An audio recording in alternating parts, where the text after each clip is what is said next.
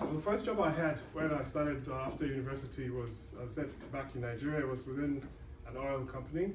And one of the things I remembered about that company was that they had these very big mainframe computers that used to generate a lot of heat.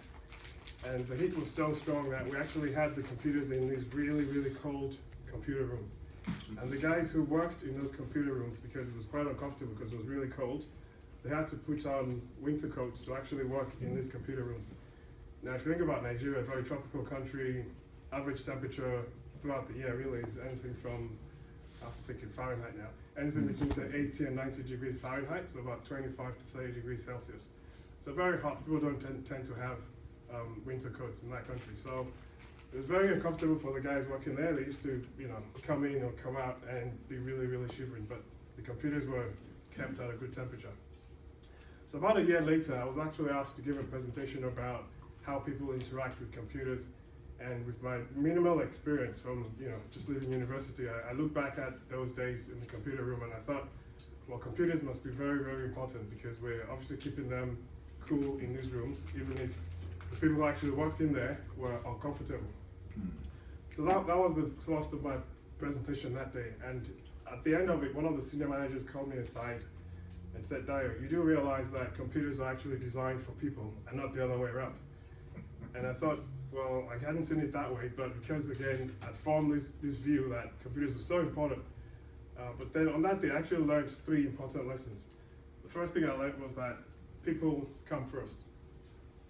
The second thing I learned is that there's a good way to give constructive and critical feedback without humiliating who you're giving the feedback to. So this senior manager could have made those same comments in public for everyone to hear and maybe ridiculed me and so on. But what he chose to do was call me aside and give me some really good advice. And as it turned out, he actually became one of my mentors while I was in that company as well. And the third thing I learned was that it's okay, it's not even advisable to be able to think outside the box and think laterally. So rather than designing computers that can only operate in almost unlivable conditions, maybe we can actually think about how we can design computers that can operate in warmer temperatures as well. So these 3 themes will sort of run through much of what we're going to go through today. So in terms of the presentation itself, we're going to look at leadership, people leadership, from the leader's perspective, and then from the team's perspective as well. We all have colleagues that potentially we might find impossible to deal with. I know that we're all perfect employees, but our colleagues are the ones we feel to be impossible. But we'll look at how we actually deal with those dynamics within a workplace. We'll look at how to motivate teams, how to keep people inspired and productive, and how we turn that around as well. So it's one thing to be in a motivated team, and it's also one thing to be able to be a high-performing team. So we'll look at some of the practical ways we can actually do that. And then we'll just wrap up and have some questions as well. So one of the things I get asked quite a lot is, what is leadership about? And I usually answer that by saying, I'll tell you what leadership is not. As a leader, it's really not about you. If we go into leadership thinking it's about us, then we're not going to be in leadership for very long, or we're not going to get much followership. So as a leader, the first thing is to park the ego to one side and actually think, well, who am I doing this for? So you got a team that you're trying to lead, you're trying to help them identify what's important for them and actually help them flourish. I think it was Dale Carnegie who said that the only way you can influence people is to talk about what they want and show them how to get it. So there's some very common things that we can sort of look at and say, well, as a leader, the emphasis is not on the leader himself or herself, it's really on the team. And if you're in a company where you're producing a product or a service, then your emphasis is on your end customer as well, what your customer needs. So the leader takes a back seat, in essence. Another quality of leadership that I think is quite undervalued is poise. But then we talked about leadership styles as well. I think Dr. Weil talked about the different types of leadership styles, so I'm quite interested to learn more about that concept as well. But there's been a lot of research on different leadership styles, dating back to the 20s and the 30s. So in the next slide, we'll look at Kurt Lewin's expression of identifying the 3 leadership styles, which we talked about, the autocratic, the democratic, and the laissez-faire, and some of the pros and cons of that.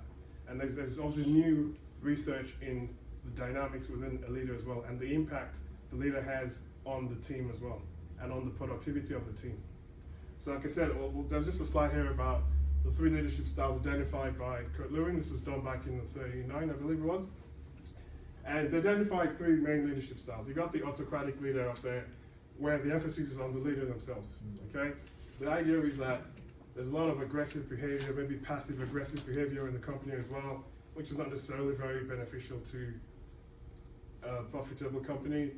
And interestingly enough, if you look at the productivity element as well, productivity tended to be quite high when the leader was present. But then if the leader is not around, productivity drops.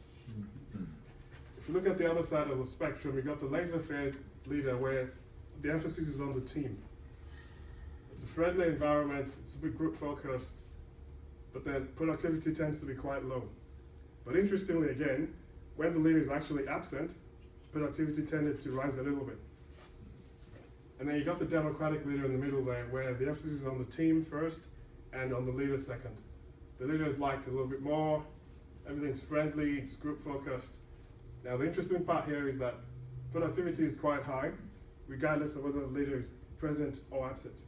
And I think that's important because whatever image or impression the leaders are actually trying to portray, they've been able to instill that within the team, so they don't have to be physically present all the time. So it's that to talk about the delegation as well, like you mentioned, Dr. Well, about it's okay to be able to do things while you're there, but then if your team stops functioning when you're not around, then maybe you haven't done a good job as a leader as well. One of the other interesting factors, I think, I guess results from Lewin's study also was that if you were, say for example, initially acting in an autocratic leader's role, you get that type of response from the team.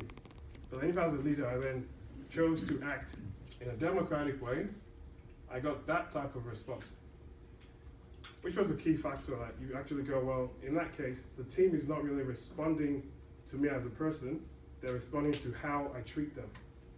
So if my team is not responding, it's not because the team is not good, it's probably because I'm not doing a good job as a leader. So I look at myself and I assess myself and go, what can I do differently to get the best out of my team? And like I said, one of the qualities of leadership that I think is quite undervalued is poise. Now, when I explain poise, I look at that as being able to be calm within a chaotic environment. So if you can picture, throwing a rock in a pond, that ripple effect, the poised leader is like the center of that ripple. Quite calm, even there's a lot of chaos going on around you as well.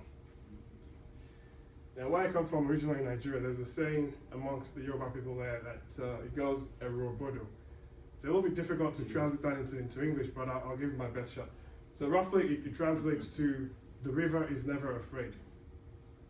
And I think that sort of mental toughness and determination that a river actually exhibits is one of the things we find in poised and effective leaders as well.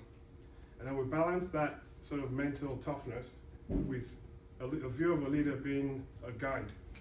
So if you think about a Sherpa who is trying to guide people up a mountain, for example, the Sherpa has been there before, they've got all the experience, but then they're not doing it for their own glory, they're doing it to actually identify people who want to achieve a goal. So as Dale Carnegie said before, we're looking at what people actually want, talking to them about it, and showing them how to do it. That's one of the key elements of leadership.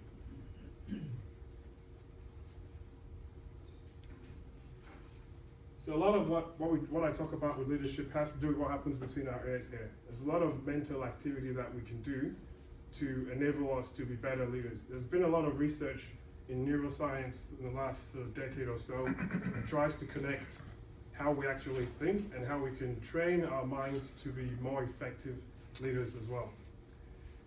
And in Melbourne, I've got a godson who's about 13 years old, and when he says something is mental, he actually means it's fun and it's an awesome thing to do. And I think leadership embodies that and more. It can be fun, it's usually fun, I think, but then also there's the human and the psychological aspect of leadership as well. And if we don't get leadership done right, it can actually make us go mental. So we'll just leave that as the brief sort of summary of leadership itself, and then we'll look at the team perspective, because as we know, without a team, you can't really have a leader. So there's a quote there that tries to distinguish between what a group is and what a team is. So a group is just a bunch of people. Whereas with a team, you've got a group of people who have complementary skills and they're working towards a common goal.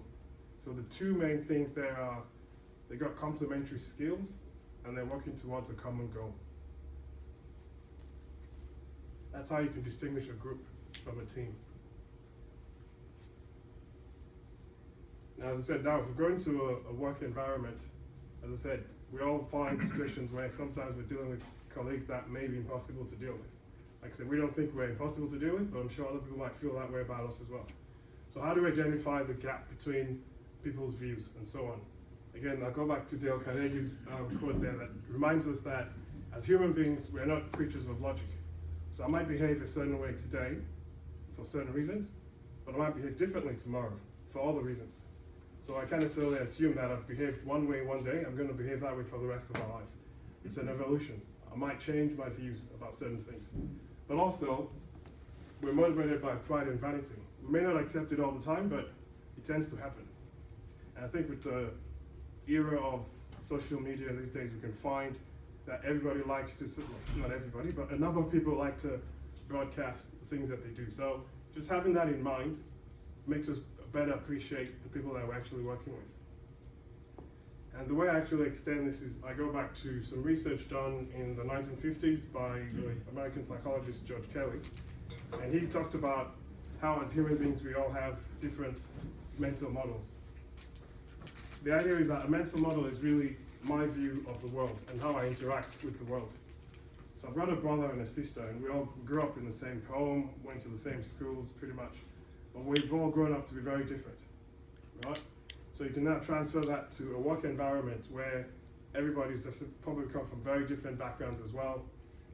So we need to acknowledge that people don't necessarily share the views that we have as well. So it's just having that thought around other people's views and actually trying to better understand people.